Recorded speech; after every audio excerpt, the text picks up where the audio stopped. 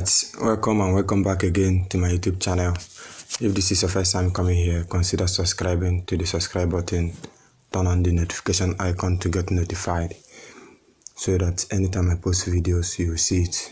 So on today's design, I will be teaching you how to blend images to the background. So this video it's not too long, so you have to watch it to the end.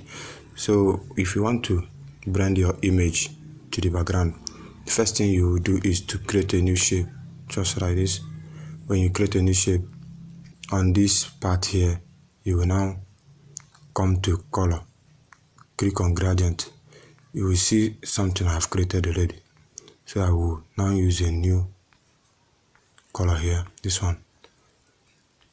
Now over here, this first palette here, this first one I'm touching now, you change the color to this lemon, click OK. This one, you see the down part now is lemon. So you now do the up side, which is this one. You now touch it here. So what you do now is from this down place, click this thing to this place that is transparent. So you click OK. So you are now seeing that the down part of this gradient is colored while the upside is transparent. So after doing it, now click OK, just this way, and click OK also. Now you get something like this, you get it. So you now start. Assuming now we want to blend this down place here, this place now, we want to blend it. Just drag this thing this way, press this thing here.